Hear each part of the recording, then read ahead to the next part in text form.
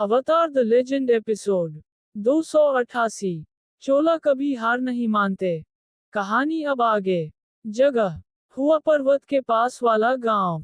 दोपहर का समय। कहानी की शुरुआत में हम देखते हैं कि समुराई दल ने अपनी तलवारों से खून पोंछा और अभ्यास के साथ उन्हें म्यान में वापस रख दिया।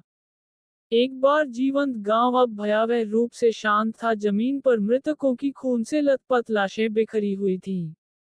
गणना की गई दक्षता के साथ आगे बढ़ते हुए समुराई मारे गए ग्रामीणों के घरों में घुस गए। मामूली घरों के अंदर उन्होंने दराजों में तलाशी ली, कुर्सी को पलट दिया और छिपे हुए डिब्बों को खोला। उन्होंने अपने बोरों में सोने के सिक्के, गहने और कोई भी कीमती सामान भर लिया जो उन्हें मिल सकता था। अपनी भाषा में धीमी आवाज में बोलते हुए उन्होंने शब्दों का आदान प्रदान किया। उनकी आवाजें ठंडी और अलग थी, जैसे कि नरसंहार के बाद के बजाय किसी सामान्य कार्य पर चर्चा कर रहे हों। तभी सामने के जंगल में से किसी के आने की आहट सुनाई देती है, जैसे कि कोई धीरे धीरे चलते हुए उनकी ओर आ रहा हो। ये सुनकर भी वो सब अपने कामों में लग जाते हैं। उन्होंने मन ही मन सोच लिया कि जो अकेला समुराई जंगल में नूर को मारने गया था वो वापस आ रहा है।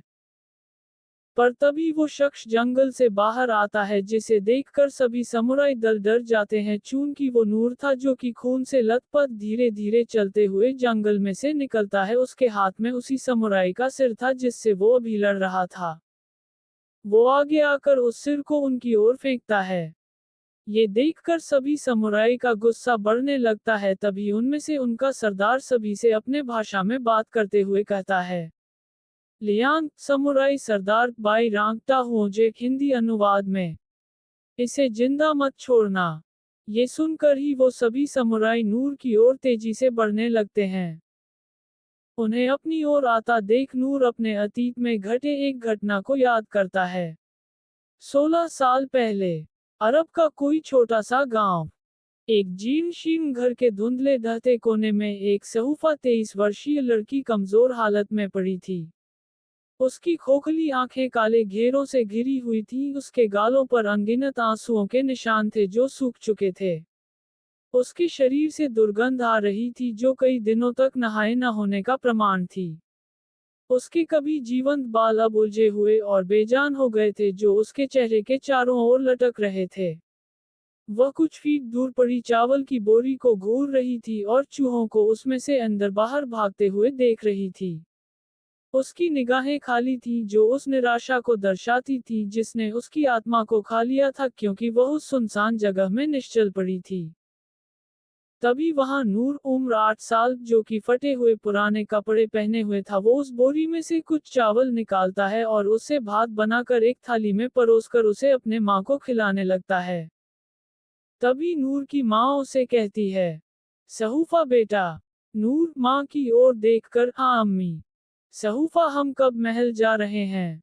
नूर सिर झुकाए, जाएंगे अम्मी। सहूफा तुम्हारे अब्बू कब आएंगे? नूर शाम तक आ जाएंगे अम्मी, आप ये खा लो। सहूफा कुछ याद करने के बाद, पता है महल बहुत बड़ा है, मैं अपने अब्बू के साथ खेला करती थी, वहां मेरे दोस्त भी थे। मैं और तुम वहां जाएंगे तो सब खुश हो जाएंगे। ये सुनकर नूर के आंखों में आंसू निकलने लगते हैं। वो देखता है कि चावल के साथ कुछ कीड़े भी थाली में थे। इसके बाद नूर अपने आंखों में आंसू लिए गुस्से में अपनी माँ से कहता है, नूर सब झूठ है। सहूफा हैरान भरी नजरों से नूर की ओर देखते हुए, मतलब? नूर गुस्से में, बचपन से आज तक मैं हर रोज आपके लिए ये चावल पकाता हूँ, आप हर वक्त बस यही कहते हैं कि आपको महल जाना है। सच कहूँ तो आप पागल ही गई हैं अम्मी। अब्बू ने आपको खरीदा था, आप तब से यही हो। ये कहते हुए वो थाली को बाजू में रखकर अपनी माँ से कहता है, नूर खाने का बाद शाम को अब्बू आपको पीटते हैं, मार खा खा कर आप पागल हो गई हैं। कोई महल नहीं है अम्मी, है तो बस ये टूटा फूटा घर।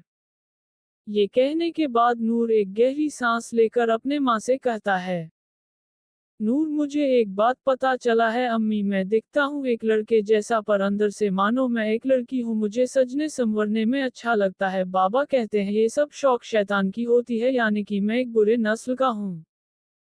ये सुनकर सहूफा नूर के सिर पर हाथ रखकर कहती है, सहूफा नरमी भाव से, ये सब बस यहाँ ही चलता है बेटा। पर वहाँ इन सब को खुदा का एक हिस्सा माना जाता है। नूर हैरान भरी नजरों से, किस जगह? सहूफा यहाँ से कई कोस दूर समुंदरों के पार एक जगह है जहाँ के ऊपरी इलाकों में बर्फ गिरती है, निचले इलाकों में गर्मी होती है। हर तरफ खुशियों का बसेरा है, वहाँ हर किसी की इबादत होती है। हम निचले इलाकों से आते हैं।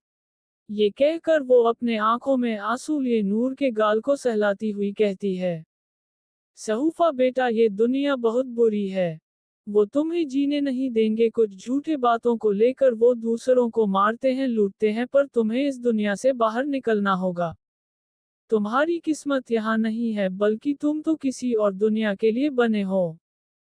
ये कहकर वो नूर के कोमल हथेली के ऊपर अपनी हथेली रख कर कहती हैं, सहूफा, मुझसे एक वादा करो बेटा, जब तक तुम उस दुनिया में नहीं पहुंचते तब तक तुम मरोगे नहीं। चाहे तुम्हारे सामने कितना भी ताकतवर कोई आ जाए, तुम्हें कभी हारना नहीं है। तुम्हें जीना होगा उस दुनिया के लिए जिस दुनिया को जाने का सपना मैंने बचपन से देखा है।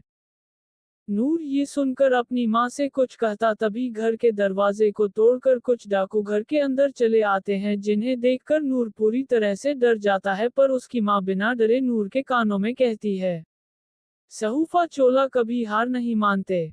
वर्तमान समय। नूर ये याद करने के बाद तेजी से समुराई दल की ओर निडर भाव से जाने लगता है। तभी पहला समुराई भयंकर युद्ध की पुकार के साथ उस पर झपटा, अपने कटाना को नीचे की ओर घुमाते हुए। नूर ने तेजी से एक तरफ कदम बढ़ाया, बिजली की गति से अपनी तलवार उठाई। उसकी तलवार समुराई के कवच से जोरदार टक्कर के साथ टकराई, लोहे की कवच को चीरती हुई मानो वे कागज हों। कवच फट गया और एक तेज क्रूर प्रहार के साथ नूर ने समुराई का सिर धड़ से अलग कर दिया, जिसके बाद उस समुराई का सिर जमीन पर गिर गया। दूसरे और तीसरे समुराई ने एक साथ हमला किया, अपने समन्वित हमले से उसे पराजित करने का प्रयास किया। नूर ने उनके वार को रोका, एक के बाद एक वार को सटीकता से विफल किया। वह एक चौड़े वार के नीचे दब गया और जैसे ही दूसरा समुराई लड़खड़ाकर आगे बढ़ा, नूर ने अपनी तलवार को हाथ के नीचे कवच के छेद में घुसा दिया, जिससे योद्धा का दिल छेद गया। एक तेज मोड़ के साथ उसने तलवार निकाली और तीसरे समुराई के हमले का सामना करने के लिए घूम गया।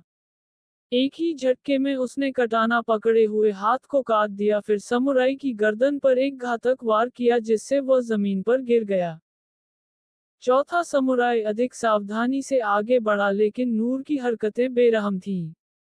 वह आगे बढ़ा और समुराई की छाती पर तिरछे वार किए। तलवार कवच को चीरती हुई निकल गई, जिससे खून की धार बहने लगी। जैसे ही समुराई लड़खड़ाकर पीछे हटा, नूर ने गले पर एक आखिरी वार किया, जिससे वह तुरंत चुप हो गया। दो और समुराई ने एक साथ हमला किया, जो गुस्से में दहाड़ रहे थे। नूर ने एक वार को रोका, फिर पहले वार पर घातक पलटवार करने के लिए घूमा। उसकी तलवार कवच और हड्डी दोनों को चीरती हुई निकल गई। क्रोध से अंधा हुआ छठा समुराई अपने वार को ज्यादा बढ़ा देता है। नूर ने इसका फायदा उठाया, अपने कदम पीछे किया और फिर एक शक्तिशाली ऊपर की ओर वार किया, जो समुराई के पेट को चीरता हुआ उसके खून को जमीन पर गिरा देता है। केवल सातवां समुराई बचा था और नूर को उसकी थकावट महसूस हो रही थी। फिर भी दृढ़ निश्चय के साथ उसने अपनी सांस को स्थिर किया और आगे बढ़ा। अंतिम समुराई ने बिना रुके अपनी तलवार उठाई, लेकिन नूर तेज था। वह झूले के नीचे झुका और वार की एक क्रूर श्रृंखला शुरू की, हर वार पिछले से ज्यादा सटीक था। अंतिम शक्तिशाली वार के साथ नूर ने समुराई के मुखौटे और कवच को चकनाचूर कर दिया और एक साफ तेज गति से उसने समुराई के सिर को उसके कंधों से अलग कर दिया। अब अकेले खून से लथपथ और भारी सांस लेते हुए नूर समुराई के सरदार की ओर चलने लगा। उसकी तलवार अभी भी उसके हाथ में कसी हुई थी, उसकी आंखें जीत की आग और युद्ध के दर्द से जल रही थीं। तभी नूर कहता है, नूर, चाहे कुछ भी हो जाए मैं मरूंगा नहीं। Avatar the legend episode 289। Noor VS Sardar Liang. कहानी अब आगे। जगह हुआ पर्वत, दोपहर और शाम की बीच वाला समय। नूर गिरे हुए समुराई के बिखरे हुए शवों के बीच खड़ा था, उसकी सांस उखड़ी हुई और उथली थी। उसके कपड़े खून से लथपथ थे, उसके अपने और उसके दुश्मनों के। कभी चहल पहल से भरा हुआ गांव एक खामोश कब्रिस्तान बन गया था, जहां हवा की आवाज और दूर से कौवों की चीखें हवा में गूंज रही थीं। हर बीतते समय के साथ उसकी तलवार का वजन भारी होता जा रहा था, लेकिन नूर जानता था कि उसकी लड़ाई भी खत्म नहीं हुई है। उसकी नज़र समुराई के नेता लियांग की भव्य आकृति पर टिकी थी, जो एक शिकारी की तरह जानबूझकर बिना रुके उसकी ओर बढ़ रहा था। लियांग नूर से ऊंचा था, उसकी उपस्थिति ताकत और द्वेष का एक भयानक मिश्रण थी। उसने जो लोहे का कवच पहना था वह फीकी रोशनी में अशुभ रूप से चमक रहा था, और उसका लाल राक्षस मुखौटा अपनी विचित्र विशेषताओं के साथ मानवता के किसी भी निशान को छिपा रहा था। उसके हाथ में विशाल कटाना लगभग इतना बड़ा लग रहा था कि उसे संभालना मुश्किल था, फिर भी लियांग ने इसे आसानी से घुमाया। तलवार हवा में ऐसे गुनगुना रहा था जैसे खून की प्यास हो। जैसे जैसे उनके बीच की दूरी कम होती गई, नूर ने अपनी तलवार पर अपनी पकड़ मजबूत कर ली। थकावट उसके अंगों पर भारी पड़ती जा रही थी। वह एक टिमटिमाती लौ की तरह था जो बुझने के कगार पर थी। पहली झड़प बहुत क्रूर थी। लियांग ने अपने कटाना को आंधी की तरह जोर से घुमाया और नूर मुश्किल से वार को रोकने में कामयाब रहा। वार की वजह से उसके पूरे शरीर में झटके महसूस हुए। लियांग के वार की ताकत ने नूर को पीछे धकेल दिया, उसके पैर मिट्टी में फिसल रहे थे और वह अपना संतुलन वापस पाने के लिए संघर्ष कर रहा था। एक और वार आया जो पहले से भी ज्यादा तेज और शक्तिशाली था, जिससे नूर को दो टुकड़ों में बंटने से बचने के लिए अपने शरीर को मोड़ना पड़ा। उसने लियांग के मध्य भाग पर वार करके जवाब दिया, लेकिन वार लोहे के कवच से टकराकर बच गया। लियांग लगातार हमला कर रहा था, उसके वार एक के बाद एक आ रहे थे, हर वार पिछले वार से ज्यादा घातक था। उसका कटाना घातक लोहे की तरह बन गया और नूर ने खुद को लगातार रक्षात्मक स्थिति में पाया, अपनी पूरी ताकत से बचाव और बचाव कर रहा था। लेकिन थकान बढ़ती जा रही थी और पिछली लड़ाई की यादें उस पर भारी पड़ रही थीं। लियांग के वार से बचना मुश्किल होता जा रहा था। नूर के कंधे पर एक जोरदार वार हुआ, जिससे उसका मांस चीरता हुआ जमीन पर गिर गया। दर्द उसके शरीर में आग की तरह फैल गया और एक पल के लिए दुनिया धुंधली सी लगने लगी। जमीन पर लेटे घायल और लहूलुहान नूर को लगा कि मौत की ठंडी पकड़ उस पर हावी हो रही है। लियांग की छाया उस पर मंडरा रही थी, राक्षस का मुखौटा खाली बेजान आंखों से घूर रहा था। नूर की दृष्टि धुंधली हो गई और हार मानने की इच्छा अंधेरे को अपने ऊपर हावी होने देने की लगभग प्रबल हो रही थी। लेकिन फिर उसकी निराशा की गहराई में स्मृति की एक झिलमिलाहट उभरी। उस्ताद लियांग की शांत स्थिर आवाज उसके दिमाग में गूंज उठी, उसे उन अनगिनत घंटों के प्रशिक्षण में सीखे गए सबक याद दिलाते हुए। उस्ताद लियांग, केवल ताकत ही काफी नहीं है। ये चालाकी, तेज और मन की स्पष्टता है जो तुम्हें सबसे कठिन लड़ाई से बाहर निकालती है। अपनी इच्छा शक्ति के अंतिम भंडार को बुलाते हुए नूर ने खुद को अपने पैरों पर खड़ा किया। उसने तलवार को मजबूती से पकड़ा, हताशा से नहीं बल्कि नए संकल्प के साथ। वह लियांग की ताकत का मुकाबला ताकत से नहीं करेगा। इसके बजाय वह अपने उस्ताद की शिक्षाओं का उपयोग करके युद्ध को अपने पक्ष में मोड़ देगा। गहरी सांस लेकर नूर ने अपना ध्यान केंद्रित किया, उसका मन भय और थकान से मुक्त हो गया। उसकी आंखें सिकुड़ गईं और वह एक बार फिर लियांग का सामना करने के लिए तैयार हो गया। जैसे ही लियांग ने अपने कटाना को ऊपर से जोरदार वार किया, नूर बिजली की गति से किनारे की ओर बढ़ा, तलवार उसके कुछ इंच दूर जाकर जमीन में धंस गया। मौके का फायदा उठाते हुए नूर ने लियांग की तरफ वार किया, पसलियों के पास कवच में एक छेद को निशाना बनाते हुए। तलवार ने अपना निशाना साधा और हालांकि घाव गहरा नहीं था, लेकिन यह विशाल समुराई को लड़खड़ाने के लिए पर्याप्त था। लियांग ने गुस्से में दहाड़ते हुए अपने कटाना को छुड़ाया और एक भयंकर हमला किया, लेकिन नूर अब उसी तरह से नहीं लड़ रहा था। वह शालीनता और सटीकता के साथ आगे बढ़ा, चौड़े झटकों से बचता हुआ, भारी वार से पीछे हटता हुआ और सटीक वार करने के लिए आगे बढ़ा। लड़ाई एक घातक नृत्य बन गई। नूर लियान के हमलों के बीच में और बाहर घूमता रहा, उसकी तलवार सांप की जीभ की तरह चमक रही थी। उसने जो भी वार किया वह छोटा था, लेकिन वे बढ़ने लगे, जिससे समुराई सरदार लियान कमजोर हो गया और उसकी हरकतें धीमी हो गईं। लियान के हमले और भी अनिश्चित और भी हताश हो गए और नूर को गति में बदलाव का एहसास हो गया।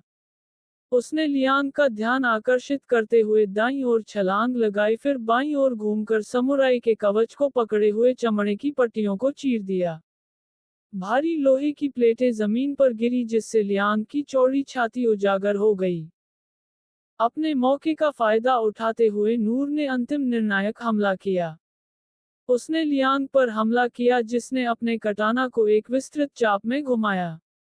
लेकिन नूर तेज था। वह झूले के नीचे फिसल गया, समुराई के पहरे के भीतर उठ गया और अपने तलवार को लियान की दिल में गहराई तक घुसा दिया। राक्षस का मुखौटा अविश्वास में नीचे की ओर झुका, लेकिन इससे पहले कि लियान प्रतिक्रिया कर पाता, नूर ने अपनी तलवार घुमाई और उसे मुक्त कर दिया, जिसकी तेज धार ने मांसपेशियों और हड्डियों को काट दिया।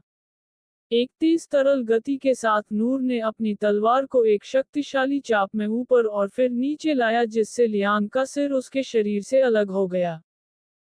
लियान का विशाल शरीर एक पल के लिए स्थिर रहा, मानो समय में जम गया हो, फिर वह बेजान ढेर में जमीन पर गिर गया। नूर गिरे हुए लियान के ऊपर खड़ा था, उसकी दिल धड़क रही थी, उसकी तलवार से खून टपक रहा था। युद्ध समाप्त हो चुका था, लेकिन इसकी कीमत बहुत अधिक थी। उसका शरीर पीड़ा में चीख रहा था, हर मांसपेशी थकावट से कांप रही थी, लेकिन जीत उसकी थी।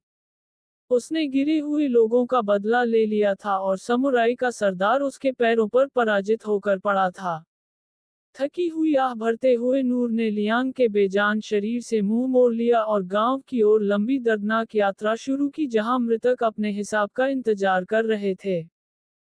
वो ऐसे ही चलते हुए सीधे जमीन पर मुंह के बल गिर जाता है और कहता है, नूर थकावट के साथ, मैंने उसे हरा दिया माँ। तभी जंगल में से कुछ आदमी नूर को जमीन पर पड़ा हुआ देख उसकी ओर दौड़ते हुए जाने लगते हैं। अवतार द लेजेंड एपिसोड 290। नूर की सच्चाई। कहानी अब आगे। 1.5 महीने बाद। जगह हुआ पर्वत, सुबह समय। नूर एक मंद रोशनी वाले कमरे में निश्चल पड़ा था, उसका शरीर सिर से पैर तक पट्टियों में लिपटा हुआ था। प्रत्येक पट्टी समुराई के साथ क्रूर युद्ध में उसके द्वारा झेले गए घावों को ढक रही थी। कमरे में सन्नाटा था, बाहर हवा की हल्की सरसराहट को छोड़कर। अचानक उसका मन उस दुर्भाग्यपूर्ण दिन की ओर चला गया। अपने सपने में उसने खुद को खून से लथपथ धरती पर गिरते हुए देखा, पूरी तरह से थका हुआ और टूटा हुआ। जैसे ही उसकी दृष्टि धुंधली हुई, उसने अपनी ओर दौड़ती हुई आकृतियों को देखा। उनके चेहरे अस्पष्ट थे, लेकिन उनकी तत्परता स्पष्ट थी। ये याद आते ही नूर अचानक से होश में आ जाता है। उसे होश में आते ही वहां उपस्थित सभी लोग उसके पास आ जाते हैं। नूर धीरे से अपनी नजरें उठाकर उनकी ओर देखता है और उन्हें देखकर उसे पता चलता है कि वे सभी गांव वाले हैं। तभी नूर उन सब को देखकर उन्हें कहता है, नूर धीमी आवाज में, आप सब जिंदा हैं। ये सुनकर उनमें से एक आदमी आगे आकर नूर से कहता है, कामी, जिस समय हमारे गांव में उन लोगों ने हमला किया था, तब हम सब पहाड़ों की ओर गए थे। हम बस 46 लोग ही बचे हैं। हम जब लौटे, हमने तुम्हें उस समुराई सरदार को मारते देखा। पता है, तुम अकेले ही थे जो जिंदा बचे हो। ये सुनकर नूर हैरान भरी नजरों से अपने शरीर पर लगे पट्टियों को देखने लगता है। राहु, तुम्हारे शरीर के हर हिस्से में वार किया गया था, बहुत मुश्किल से तुम्हें हमने बचाया है नूर। चोट इतने लगे थे कि तुम्हें ठीक होने में पूरे 1.5 महीने लग गए। ये सुनकर नूर डर जाता है। वो हैरान भरी नजरों से डरते हुए उन्हें पूछता है, नूर, मेरे उस्ताद अब कहाँ हैं? वो लौट तो आए हैं ना? ये सुनकर वहां उपस्थित सभी लोग एक दूसरे की ओर दुख भरे भाव से देखने लगते हैं। तभी उनमें से एक नूर से कहती है, पीहू, उस्ताद लियान 1 महीने पहले ही यहाँ आ चुके हैं। पर ये सुनकर नूर अपने चेहरे पर मुस्कान रखे उसे पूछता है, नूर, पर जगह, उस्ताद लियान का घर। नूर अपने कपड़े पहने वहां उस झोपड़ी के अंदर पहुंच जाता है जहां कमरे में से अजीब सी बदबू आ रही थी, मानो कई दिनों से उस कमरे में कुछ जड़ी बूटी रखी गई हो। वो देखता है कि कमरे के चारों कोने में मोमबत्तियां जलाकर रखा गया है। तभी वह देखता है कि उस्ताद लियान कमरे के बीच में कंबल ओढ़े सो रहे हैं। उन्हें देखकर नूर शांत होकर उनके पास बैठ जाता है और उनसे कहता है, नूर उस्ताद। ये सुनकर उस्ताद लियान ने धीरे से अपनी पलकें उठाईं और नूर की ओर देखते हुए कहा, लियान कौन? नूर को देखकर उस्ताद लियान अपने चेहरे पर हल्की मुस्कान रखे उसे कहते हैं, लियान नूर, तुम्हें होश आ गया जब मैं यहाँ आया तब तुम्हें बेहोश पड़े हुए करीब 1 महीने हो गए थे। मैंने सुना कि तुमने अकेले ही ओशिना कबीले के समुराई दल को हरा दिया। ये सुनकर नूर भावुक भाव से उस्ताद लियान की ओर देखकर कहता है, नूर भावुक भाव से, वो बात छोड़िए उस्ताद। सभी ने कहा कि आप अधमरे हालत में 15 दिन पहले यहाँ पहुँचे। मैंने उन्हें पूछा कि क्या हुआ आपके साथ, वो बोले कि तुम खुद जाकर पता कर लो। ये सुनने के बाद उस्ताद लियान मन ही मन कुछ सोचने लगते हैं, जिस दौरान हर तरफ सन्नाटा छा गया। तभी उस्ताद लियान कहते हैं, लियान वहां बर्फीली हवाओं के बीच मुझे और मेरे लड़कों को मिलाकर करीब 5000 लोग थे और सामने दूर खड़ा था वो शख्स जिसे मारने हम सब आए थे। दोनों हाथों में 2 तलवार, बदन पर एक काला कवच, चेहरे पर एक लाल कपड़ा बांधे, अपने पीछे कुछ तीरंदाज सैनिक लेकर वो हमारी ओर बढ़ा लगा जैसे कि कोई अनाड़ी हमारी ओर आ रहा है। सभी हंस रहे थे कि वो अकेला हमारी ओर कैसे आ सकता, पर मैं उसके अंदर से निकले ऊर्जा को दूर से ही महसूस कर पा रहा था। मेरे साथ मौजूद सारे लड़ाके उसके ऊपर हंस रहे थे, पर तभी जब वो घोड़े पर से उतरा उसने वो मौत का खेल शुरू किया जिसके बारे में नहीं मैंने और न ही उन लोगों ने कभी सोचा था जो वहां मौजूद थे। ये सुन नूर हैरान भरी नजरों से उस्ताद लियान से पूछता है, नूर आखिर वहां क्या हुआ? लियान एक गहरी सांस लेकर, उसने अकेले ही हमारी पूरी फौज को खत्म कर दिया। जब हम उसके पीछे वार करते अचानक उसके तीरंदाज सेना हमारी ओर हमला कर देती। हम आगे कुछ सोचते वो लड़ाकू हम सबको मारते गया और आखिर में बस में ही बचा जो उससे लड़ रहा था। सच कहूं मुझे पता था कि वो मुझे बड़े आसानी से मार सकता है, पर वो उस नकाब के पीछे मुस्कुराते हुए मुझसे बस लड़ने का नाटक कर रहा था। आखिर में उसने मुझे हरा दिया, पर उसने मुझे मारा नहीं। उसने मुस्कुराते हुए कहा कि वो मुझे एक तोहफा देगा और उसने दिया भी। ये कहकर वो दर्द में ही नूर की ओर देखते हुए कहते हैं, लियान नूर। नूर जी उस्ताद। लियान क्या तुम मेरे ऊपर से ये कंबल उठा सकते हो? ये सुनकर नूर मन में कुछ सावल लिए धीरे से उस्ताद लियान के ऊपर से वो कंबल उठता है, जिसके बाद अंदर का दृश्य देखकर उसकी आंखें फटी की फटी रह जाती है, उसका शरीर कांप उठता है। लियान, उसने मेरा एक हाथ और एक पैर काट दिया। उसने कहा कि वो इस तरह मेरे हाथ पैर काटेगा कि मुझे पता भी नहीं चलेगा और मैं मरूंगा भी नहीं। सच कहूं तो उस जैसा जल्लाद मैंने अपने जिंदगी में नहीं देखा। और आखिर में उसने मुझे अपना नाम बताया। दृश्य, बर्फ से ढके विशाल युद्ध क्षेत्र के बीच साफ सुथरी सफेद जमीन पर जमे हुए खून के गहरे लाल रंग के धब्बे थे। सैनिकों के बेजान शरीर बिखरे पड़े थे, उनके अंग कटे हुए और बिखरे हुए थे, जो अभी अभी हुए क्रूर युद्ध का एक भयावह प्रमाण था। हवा में खौफनाक सन्नाटा था, सिवाय हवा के फीके शोर के जो सुनसान परिदृश्य में बह रहा था। नरसंहार के इस दृश्य के केंद्र में एक अकेला योद्धा खड़ा था, जिसकी सांसें ठंडी हवा में दिखाई दे रही थीं। उसकी तलवार जो अभी भी खून से लथपथ थी उसके हाथ में कसकर पकड़ी हुई थी और वह अपने आसपास की तबाही का जायजा ले रहा था। युद्ध का वजन उसके रुख से स्पष्ट था। तभी पास ही में एक हाथ एक पैर के साथ पड़े हुए उस्ताद लियान उसे चिल्लाते हुए पूछते हैं, लियान, दर्द से कराह रहे, कौन हो तुम? क्या नाम है तुम्हारा? ये सुनकर सामने खड़ा योद्धा उनकी ओर मुड़कर उन्हें कहता है, महाकाल, मेरा कोई एक नाम नहीं है, हर समय काल युगों में मेरे कई नाम है। पर अभी के लिए एक नाम है जो मैं तुम्हें कह सकता हूँ। मेरा नाम है महाकाल। दृश्य समाप्त। लियान, उसने मुझे अपना नाम बताया, उसका नाम है महाकाल, यानी कि जिस खुदा को खुद मौत इबादत करती है। ये सुनकर नूर गुस्से में उन्हें कहता है, नूर गुस्से में, मैं उस कुत्ते को मार दूंगा। लियान, नहीं नूर, तुम उसे नहीं मार पाओगे। नूर गुस्से में, मैं उसे मार सकता हूँ उस्ताद, मैंने अकेले पूरे 8 समुराई को मारा है। नूर आगे कुछ कहता उस्ताद लियान उसे बीच में ही टोक कर कहते हैं, लियान, मैंने कहा ना, तुम उसे नहीं हरा सकते। बेवकूफ मत बनो नूर, तुमने उन समुराई दल को हरा दिया तो तुम्हें क्या लगा कि तुम इस दुनिया के सबसे ताकतवर लड़ाकू बन गए। जिस महाकाल के बारे में मैं बता रहा हूँ वो अकेले 100 समुराई के दल को हरा सकता है। सच कहूँ तो तुम अब भी पूरी तरह से तैयार नहीं हुए हो। ये सुनकर नूर गुस्से में मन ही मन महाकाल को मारने की बात सोचने लगता है कि तभी उस्ताद लियान अपने बाएं हाथ की हथेली को नूर के सिर के ऊपर रखकर कहते हैं, लियान, पर मुख्य बात ये नहीं है, मुझे तुम्हें कुछ और कहना है। नूर थोड़ा शांत होकर उस्ताद लियान के हथेली को अपने हाथों में थामे उन्हें कहता है, नूर, कहिए उस्ताद। लियान, ये बात तुम्हारी असलियत के बारे में है, नूर तुम्हारी असली पहचान की है। ये सुनकर नूर हैरान भरी नजरों से उस्ताद लियान की ओर देखकर कहता है, नूर मतलब? लियान मन ही मन कुछ देर सोचने के बाद, बचपन से मैंने तुम्हें लड़ता देखा है नूर, तुम बाकियों से तेज और ताकतवर थे, तुम्हें देखकर मुझे कभी नहीं लगा कि तुम किसी मामूली शराबी के बेटे हो, ऐसा कभी नहीं लगा कि तुम किसी शराबी के खून से हो, ऐसा लगा कि तुम्हारे अंदर किसी लड़ाकू का खून हो। उस्ताद लियान इसके बाद कहते हैं, लियान, यही सोचकर मैंने ये ठान लिया कि मैं पता करके ही रहूंगा कि आखिर तुम कौन हो। यही सोचकर मैं सर्दियों के दिन तुम्हें यहाँ अकेला छोड़कर अरब गया, जहाँ कुछ सालों के मेरे कोशिश के बाद मैंने पता किया कि तुम्हारा बाप एक असल मायने में शराबी था, पर तुम्हारी माँ अलग थी, वो अरब से नहीं थी।